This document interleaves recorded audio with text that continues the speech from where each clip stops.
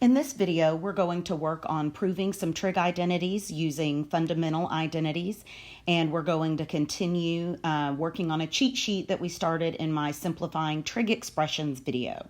So if you haven't watched that one, you might want to go do that before you come back here.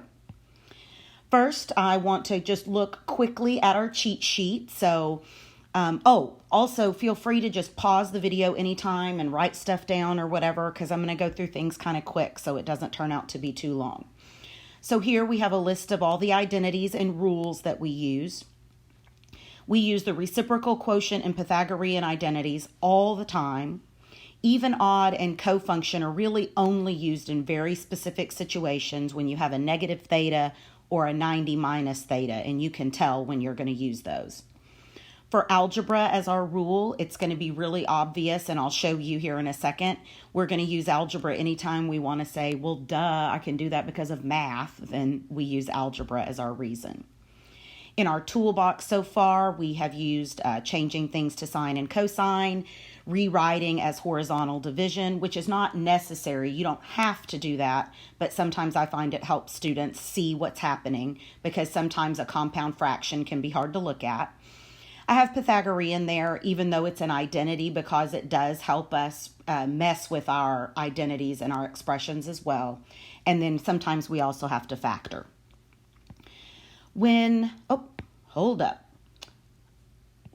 we are proving an identity, they're going to ask us to provide a rule for each step, okay? When we do that, we are going to work with the left side of our identity and mess with it until it looks like the right side. Okay, so we're only going to mess with the left until it looks like the right. Also, they say a rule for each step. So we're going to be careful here, and there's only one rule per step. So sometimes you feel like, oh, I can do this all at one time, and it makes sense, but the rules are different for the things that you're doing. And I'll show you that in just a second. So looking at this one, the first thing that I see, I want everything on the left to turn out to be cosine squared. The first thing that I see is here I have a Pythagorean identity, this cosecant squared minus 1. If I mess with that, that is the I love cottage cheese. If you haven't watched my Pythagorean Identities video, you might want to do that. I have little mnemonic devices, and this one is I love cottage cheese. So I can replace cosecant squared minus 1 with cotangent squared. And the reason I can do that is the Pythagorean identity. Next, I can turn cotangent into cosine over sine by the quotient identity. And then those sine squareds will cancel out, leaving me a cosine squared using algebra, right? They cancel out, duh, it's math, algebra. Here, things look a little crazy. Notice I'm taking all of that on the left and turning it into 1 over sine times cosine. The first thing that I notice is I have 1 plus tangent squared. Anytime I have a squared, I'm going to think about the Pythagorean identities. And that is, I love tangerine sections.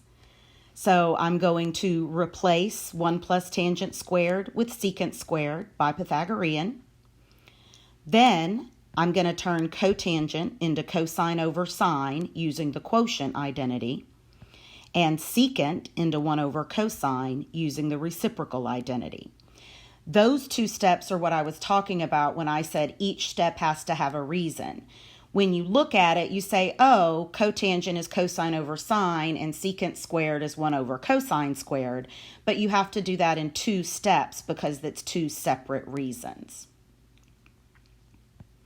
Next, the cosine and the squared will cancel out, right? And then I'm done, right, with algebra. You find that if you take these really just in little steps, they're not bad. For this one, I see squareds, so I'm kind of thinking Pythagorean, but I know that tangent squared and sine squared aren't in the same Pythagorean, right? The other thing I notice is that on the left-hand side, I have 2 terms, but on the right, I only have 1 term. So the first thing that I'm going to do is go ahead and turn tangent into sine and cosine using the quotient identity. Now I'm going to get a common denominator so that I can put everything together and give myself one term. So just to refresh your memory, there's what the work would look like to get the common denominator. And once I pull all of it together and write it with the common denominator, it would look like that. And I can get a common denominator because of algebra, right? Next, I see I have a common factor. So I'm going to factor out the sine squared. Again, I can do that because of algebra, right? And then I see a Pythagorean identity because sine squared plus cosine squared is 1. So I can replace that 1 minus cosine squared with sine squared by Pythagorean. And then I'm left with, not what I'm left with, then I forgot where I was going. If you look and I want a tangent squared and a sine squared, I can just use the sine squared and that denominator to give me the tangent squared, and then I have the sine squared by algebra. Notice here we have 2 in a row where the step is algebra, so we could get away without writing that top one at all. If you're one of my students and you're working in ALEX, you would be just fine to only use that second step because they both use algebra. You have to use algebra to get all the way there. Okay, so let's go back to our cheat sheet and we're going to add common denominator because that's what we just used to get to work on that last one. Okay, here, that's my dog. Here we have the opposite situation. We have 1 term on the left and 2 terms on the right. So here I could certainly rewrite that as horizontal division and then change cotangent squared into sine and cosine and secant and all that. But what I notice is that cotangent and cosecant are in the same Pythagorean. So I'm going to take cotangent squared, that is, I love cottage cheese, right? So I'm going to take cotangent squared and turn it into cosecant squared minus 1 using Pythagorean. And then, kind of the opposite of getting a common denominator, I can split this into 2 separate fractions just using algebra, right?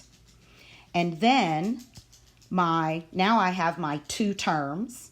And so my squared and the cosecant will cancel on the left and using algebra again. And then I would use the reciprocal identity to get sine.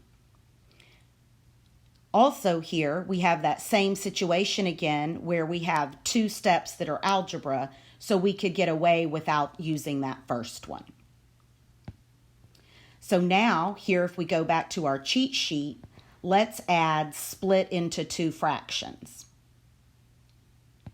All right, you can do it. There's one more proving identities video where we're going to add one more thing to our toolbox.